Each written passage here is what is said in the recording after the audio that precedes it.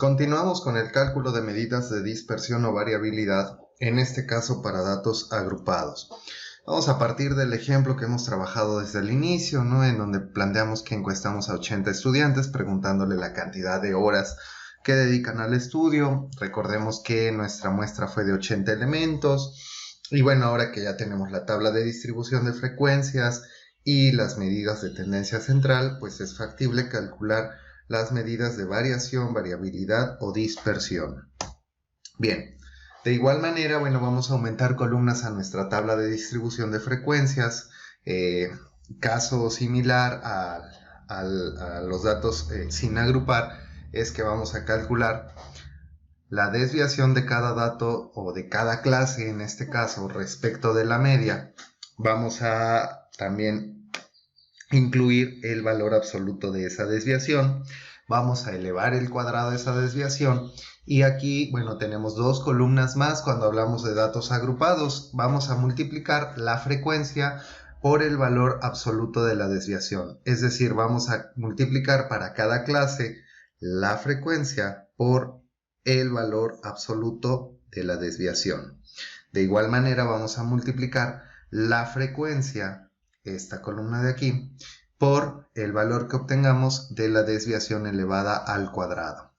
Bien, no debemos perder de vista que nuestra media en este ejemplo es de 9.512. Les invito a revisar las diapositivas de la semana pasada, si lo desean, para tener los datos más a la mano. Bien, pues ya explicamos cómo se calculan las desviaciones. Es el resultado de la diferencia, es decir, de restar el dato, el valor de X o la marca de clase, en este caso, por ejemplo, 3.5 menos 9.512, y por ello es que obtengo un valor negativo.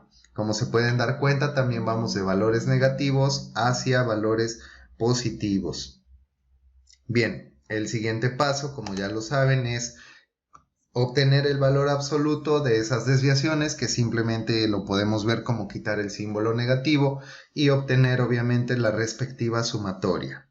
Una vez hecho este paso, vamos a calcular el cuadrado de las desviaciones. Insisto, es simplemente calcular el valor por sí mismo, y obtenemos también la sumatoria que le corresponde, porque estos datos sí se van a utilizar en las siguientes fórmulas. Bien, ahora voy a hacer la multiplicación de la frecuencia de cada clase por la desviación de cada clase.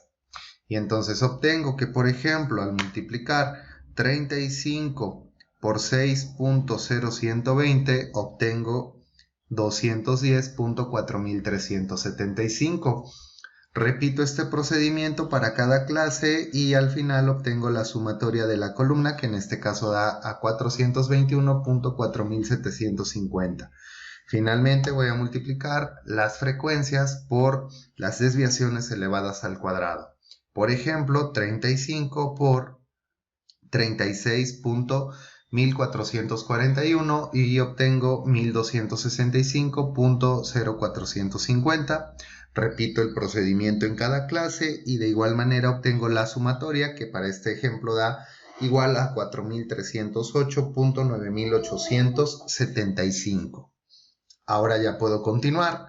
Voy a calcular en primer lugar la desviación media. Dejo por aquí la tabla para que tengamos presentes los valores.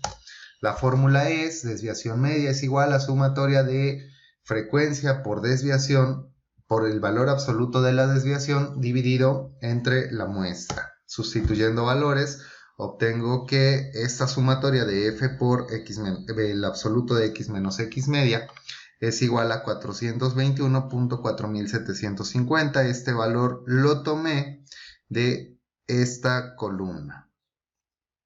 Bien, entonces, como se dan cuenta, una vez hecha la tabla, en las fórmulas solamente voy a sustituir, y me parece personalmente, creo que van a coincidir conmigo, que es más sencillo hacer estas sustituciones que las que realizábamos en el caso de las medidas de tendencia central. Y bueno, mi muestra, que en este caso habíamos comentado, se compone de 80 elementos y lo puedo ver también en la sumatoria de frecuencias. Continúo entonces. Al realizar esa operación, obtengo que la desviación media es de 5.2680. ¿Cómo la interpreto? Bueno, como que en promedio los alumnos pueden estudiar 5.2 horas más o 5.2 horas menos que la media. ¿Sí? Recordemos que la media fue de 9.512. Quiere decir que en promedio un alumno puede estudiar desde 4 horas, redondeando cifras, hasta 14. Bien, esa es la idea de la desviación media. Bueno, es el panorama que nos intenta brindar esta medida estadística. Ahora, para calcular la varianza, tengo que es la sumatoria de la frecuencia multiplicando a la desviación elevada al cuadrado y toda esa sumatoria dividida entre n menos 1.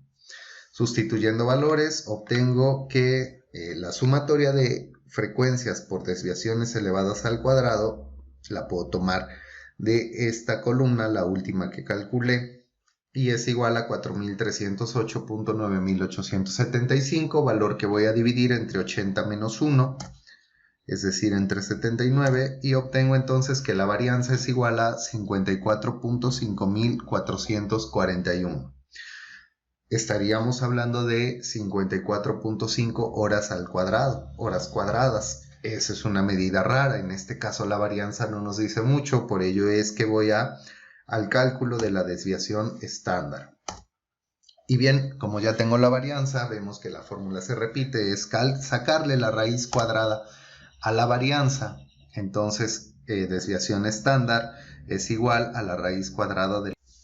Entonces, obtenemos o recordamos que la varianza es igual a 54.5441, por lo tanto, la desviación estándar será igual a la raíz cuadrada de 54.5441, y entonces la desviación estándar es igual a 7.3853. Es un valor relativamente corto, sobre todo cuando hablamos de la disparidad de horas destinadas al estudio o a la realización de actividades académicas fuera del horario escolar. Bien, por lo tanto, pensaríamos que los datos o los alumnos que según nuestro estudio dedican una cantidad de horas dentro de la normalidad, aplicando o hablando de la muestra en particular, puede ir desde 1 hora hasta